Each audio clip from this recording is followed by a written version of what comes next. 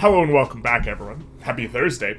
Today we are going to be doing a rundown of Dev Diary number 116 for the upcoming Sphere of Influence on June 24th, I believe. I'm so used to saying May 6th. The truth hurts. It's not out yet. It will be out on June 24th, but we will be looking at the art of Sphere of Influence, which is going to be pretty cool, but it's going to be relatively laid back. There aren't too many reveals in here, as much as there are just big, nice things to look at. There are a couple of reveals in the sense that there are some art assets for some new stuff that's going to be in the game. That's going to be towards the end of the video, because we're just going to go through it linearly, and we'll get to it. This is done by Max Art. If that's your real name, Mr. Max Art, then I mean, that's the best name. We need to maximize our art. But here we go. Let's get into it. Hello again, Victorians. This Dev Diary will cover the visual elements coming alongside Sphere of Influence expansion pack. Where's our Happy Thursday? Jesus. Terrible. With this pack, a lot of effort has been put into the grandeur and influence of the newly added power blocks on visual display. In addition, a lot of the new outfits, characters, and illustrations, characters, for example, being an example of some things that are included that are new, so we will have some new characters, have been made for major events, added with the pack alongside a few brand new building types. New building types. Oh, yes, so we do have the new building types for the new ownership. But okay. Sphere of Influence will release on June 24th. Here we see, is that Steve Buscemi? Man, he looks just like Steve Buscemi. Steve Buscemi conducting diplomacy from the world's affairs. So here we have, with the major addition of power blocks to the game, because a lot of new visual elements have been added to emphasize their impact and importance, ranging from the clothing assets of politicians in the power block, because you will customize your clothing, to the customizable statues and emblems of the power block, for the power block itself, as well as the brand new map mode and much more. So you can see here the map mode, we see Zohovarane, the Metnich system, whatever this one's called. We see the British Empire and Russia, and we see each of them kind of have their own power block, extending visually in a way that is pretty nice, although the coloring on these three is somewhat similar. But okay. The pattern chosen in the emblem customization also represents your power block on the map, so you will be able to choose it yourself. Here we see France now joining in and having their own power block. Looks like Sweden is in the block with them, and so this map mode is going to be interesting. I really hope that consulting this map mode is like something you do a lot, and that thinking of I think that it'll be really cool if you start thinking of the game in terms of you're progressing through the game, you're thinking of who's in what block, which block is scary, which block is like playing against you, this type of stuff, and this will be a lot of fun. But we do have a little bit of a visual representation here. The capital city of a power block where the pulses is signifying their influence comes from. Is there pulses? Where are we seeing this? Is pulses coming from? Oh, so this is like a little bit of a wave here, maybe? Okay, obviously we can't see pulses in pictures, so maybe that's a little bit of a problem. The more cohesion, the more complete the puzzle will be. Oh, that's neat. Are those puzzle pieces? They are puzzle pieces, look. And it has to do with the cohesion, the pieces of the puzzle. So wait, let's find Sweden here. Does Sweden have puzzle pieces? I don't see puzzle pieces for Sweden. But that's cool. Okay. I hear you. When a player creates a new power block, they will be able to create and customize their own emblem and statues. These visual elements will represent your power block in both the interface and in the city. And in the cities. Bro, you mean we get the great squid octopus with his shovel, with his trusty shovel? Oh, man. I skimming through this, I didn't look as closely at the pictures, but that's fantastic that we could do that. We could have the giant squid in the middle of our cities. Okay, your influence will spread like tentacles over the world. Big nice. Emblems consisting of 7, including colored patterns and colors and pattern options for the map. Different component categories with a variety of different assets within. You can combine these assets in any way you see fit to create an emblem worthy of representing your power block in any influence. So here we see the Great Kraken itself. What's cracking, guys? And this will be nice. I hope that there's elephants. So we can do a proper Carthage thing. Neo-Carthage, the rebirth. Okay. Statues consisting of 5 different 3D components. Categories allowing you to compose your own monument that can be built in each of your cities to give modifiers. Wait. Your own monuments that can be built in each of your cities to give modifiers aligned with the identity of your power block. It can be built like it's constructed? That's interesting. But 5 3D components. So they've made 5 3D components, and one of them is an octopus. I'm guessing everyone will use the octopus. I guess some people will use the death hat. Or is this the hero's the skull, and then the hero has a top hat. So we can have an octopus with a top hat, which is, of course, what everyone wants. This octopus doesn't have one, though. This octopus has something else on his head. I don't know what that is. Okay. Fair enough. Are we the classy baddies? Of course. The leaders and politicians that are part of your power block will also receive new assets to showcase their unity and influence. Based on what cultural identity pillar you've chosen for your power block, important characters now wear assets that further showcase their commitment and allegiance with the power block, ranging from ornate sabers to the fanciest of capes. Big fancy. In addition to the characters, the vehicles within the power block will also spawn new models on the road and seas depending on your central identity pillar. Very, very cool. We see that every one of these guys has got a saber and a sash, which of course is all you need in order to go out. It's like the modern man's equivalent of just having your cell phone and wallet. And so this will be nice for everyone within that power block and sad for everyone who's not within it. Alignment with the Sovereign Empire grants characters a beautiful ornate saber. We see I'm not sure what we're looking at. Are we looking at the crowns? Are we looking at the dresses? They're all the same, but okay. Trade union grants various different crowns and earrings, as well as a new ship for your trade routes. New ship for the trade routes. That's spectacular. That one looks very, very nice. Of course, I assume, is this going to be replaced? Is this only during the time of before Steam? Okay.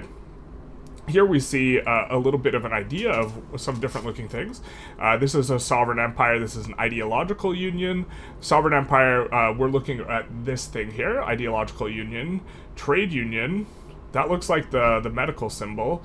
Military treaty. Religious union. Okay. Different necklaces for different central identity pillars.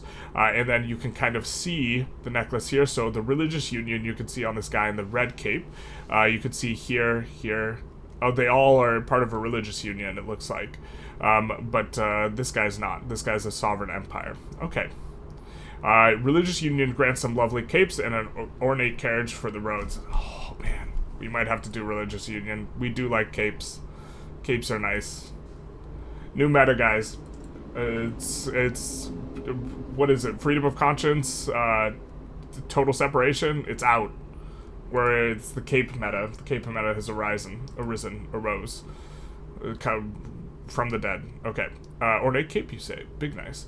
Are these weather balloons? Military treaty power blocks can soar above the battlefield by mobilizing hot air balloons that bearing the symbol of your power block proudly.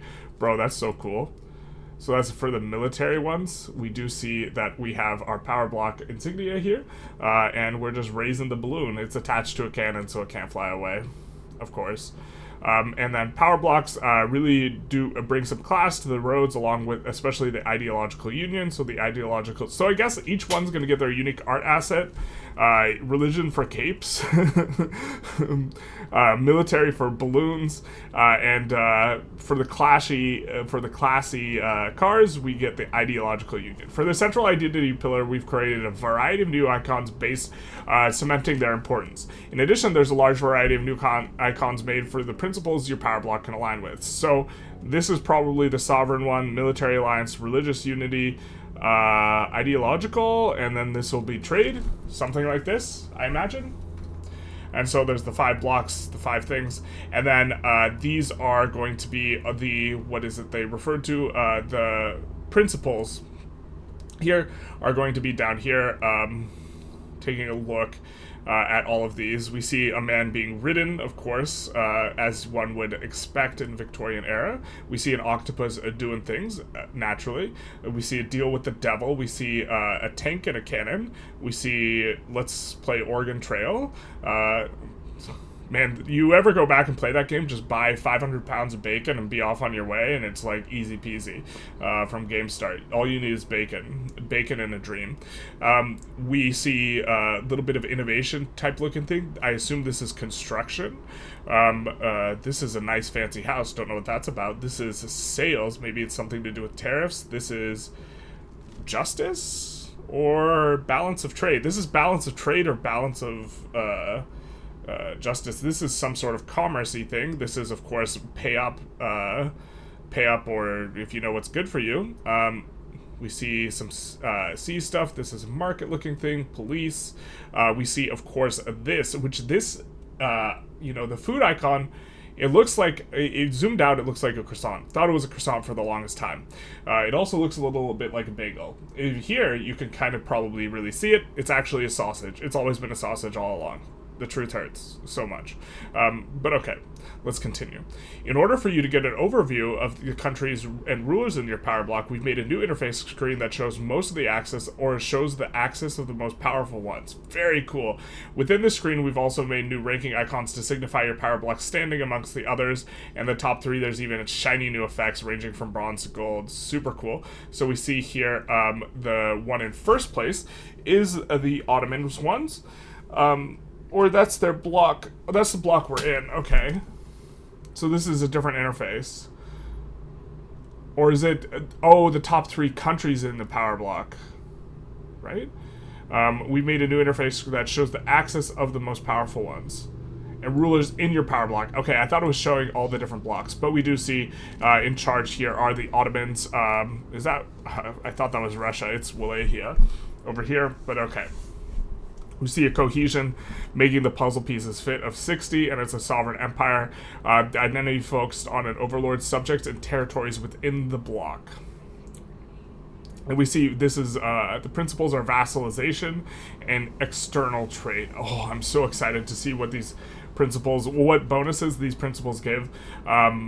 And like kind of sink my teeth into this, especially trade. Trade for a long time has, since 1.5 trade has just kind of sucked relative to the way it was before. It should be a lot more important than it is. And the reason why it sucks is because MAPI negatively affects trade, and there's nothing really to offset that other than companies to some extent, because companies allow you to have a lower equilibrium price for a particular good. If you have a company for it, you can pull the price down, allowing you to engage in more trade, but you're not overcoming the MAPI. So when you trade, you create buy orders in your market, but those buy orders, they have no local, they are not ever locally informing a price, and neither are the sell orders from importing stuff. And what I mean by that is if we have 5 states and one of those states is producing steel and then we export the steel, those buy orders are created just in the market, and they're not created in any one of our provinces to increase the steel price, and so we're not able to fully benefit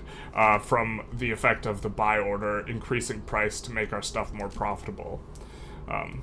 But okay. The effects also appear on the power block's emblems, which allow you to rev up the loud car outside when you switch to the new power block map mode to signify the top 3 ranking ones. In addition, this new map mode features a visualization of the power blocks using the patterns and colors chosen for the emblems. You can also get insight into a specific power block's influence by switching to another map mode that utilizes the new pulse shader, showing you how far power blocks reach and where it originates from. In addition, there's another new visualization of the cohesion levels of your power block, allowing you to get an overview of the puzzle that is keeping the entire block aligned. Okay, that's a lot of stuff. But okay, we see Stay Golden at number 1. Okay, so we do see the blocks. Here, they're not even in the top 3, and here, they're number 1, Staying Golden, Pony Boy. And then here we have the number 2 being led by Prussia, and nobody wants to be stuck in the Bronze Age at number 3. Wow, that hurts for the people who aren't even number 3, right? But what do we call number 2? Second or first place loser. All right, let's go. And so we see, okay, so this is giving us, okay, so there's some visual information relating to ranking and this type of thing. I think it'll be really fun if playing for this first place slot is something that is like an RP kind of goal, especially in multiplayer. forming a block and trying to make the block number one, I think will be a neat kind of thing to do. And here we have the Great Game. For the objectives of the Great Game, we've created a large number of new event images covering different aspects of the rivalry. Alongside the events, we have created a variety of historical characters, DNAs, and the new outfits related to all of it.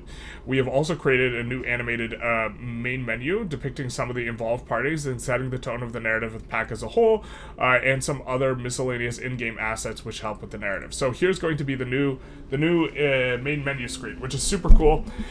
Big like it, big nice. We do see a picture of actual Victoria. For those of you who thought that it was Queen Victoria, or at least I'm pretty sure that's Victoria, on the front screen currently, or the loading screen currently, it's actually Isabella, if I recall correctly, or the original one, the Spanish queen, not Victoria herself. I assume this is who was ever in charge of Russia, and then we see some people who are also involved in the Great Game. I don't know these historical figures, so I can't really fully give that out, but we will see quite a few of new art assets here, which is going to, of course, be exciting, and is really mainly what this is about. Ancient Persian thrones look quite comfortable. Do they, though? I mean, they look quite menacing. I don't know about comfortable. I can't see any of the cushions or anything like that. Beautiful day at the market. That is such a beautiful day at the market. That's true. So here we have Alexander III. I don't know if he's newly introduced or if they've just made new DNA to make him look more a particular way, but he looks a lot like the strapping lad here, so I'm guessing he was already in game, but they've given him a new DNA and a new look, kind of livened up. And so they say he's appearing a lot. Reza Shah Pahlavi, sorry if I mispronounce any of these, that's probably going to happen. We see Persian Shah coat. That's a nice coat. That is a nice coat. We see, yeah, we're not really getting closer when we click on them too much, I guess. We see some new military outfits. I guess these are for Persia, new military, or for Russia, new military uniforms for Russia and Britain. Okay, I see you. We see some Cossack outfits, which are looking very, very nice. Those are bullets in the... Okay. I see you. Nice little sabers, too. We see new coats for the people. Oh, those coats are so cool. We do like the coats. New late era uniforms. That's also cool. I guess they haven't had those in before. To be honest, a lot of the cosmetic stuff I don't keep a super close eye on and think about too much, but I don't recall seeing anything looking like a kind of later tier uniform, so I guess this is going to be some new stuff. We do see some fancy Vivandière art outfits.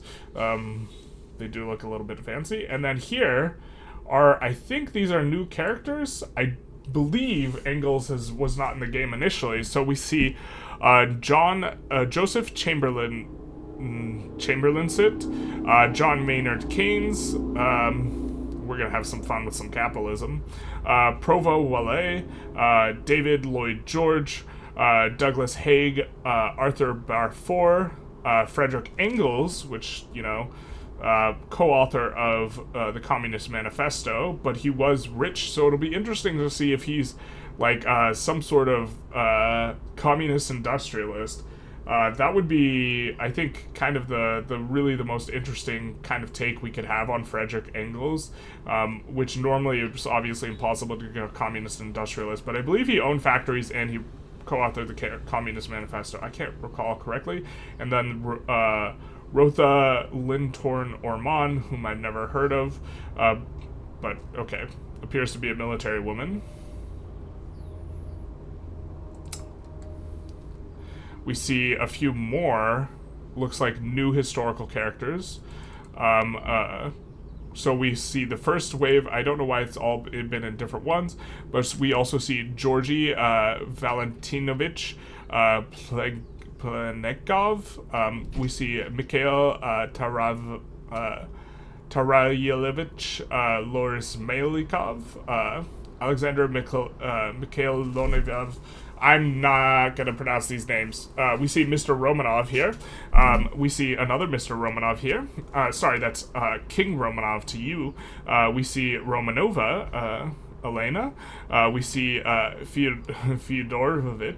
We see the unnamed person here, an unnamed person here, unless it's, oh, these persons when they're young and when they're old. Okay. And then we see this guy here as well. Oh, the names are above. Rip the dream. Rip the dream indeed. But we're not gonna, these names is too Russian for me. I'm not very good at pronouncing the Russian names. We see community collaboration. Aside from the paid characters added with the great game, which I guess are all these, we're adding a ton of free historical character appearances. These were created by Timothy Galactic's Cactus Hicks, who made and later donated the America's character DNA mod to us for the inclusion in the base game update. Aww. Shout out to Galactic Cactus. Big nice. Thank you to you. The 85, holy shit. That's a lot. That's a lot. Bruh, you didn't pay this man? Later donated? Bruh. You guys gotta give him, like... I made these 85 characters and all I got was this Dev Diary shout out. No. I don't know, maybe they gave him something else or sent him... like the vinyl or the metal art things or whatever. The 85 characters he provided for the free update alongside Sphere of Influence. Maybe this is the exchange. He gives it to them for free. They give it to the people for free. Something like this. Full list in the upcoming changelog. We're created in collaboration with him. Okay, collaboration's maybe a little bit more appropriate. As a contractor. Okay, wait. Okay, you guys paid him because he's a contractor. Then why do you say he donated it? Okay, well. Okay. Yeah, this seems fine and appropriate and nice. Okay. We hope that this sort of collaboration is something we can do more of in the future, and we'll be creating some guidelines and benchmarks for interested community members. Oh man. I will write a 50-page, 150, 250-page guide on how to play the game that will be outdated in 2 months. Okay, so we do see several of these guys, whom I'm not going to pronounce their names, but they look spectacular. They look very unique, and we like that. Alright. New buildings and ownerships. With the free update coming alongside the pack comes 2 new building types, manor houses and financial districts, both serving the function when it comes to ownership of other buildings, which you can read about in Dev Diary 110. These new buildings will have both unique looks for the future and a visual culture in the game. So we see that all the financial districts are quite detailed and will vary between cultures. That's pretty cool. We see them here. Can we pick them out over here?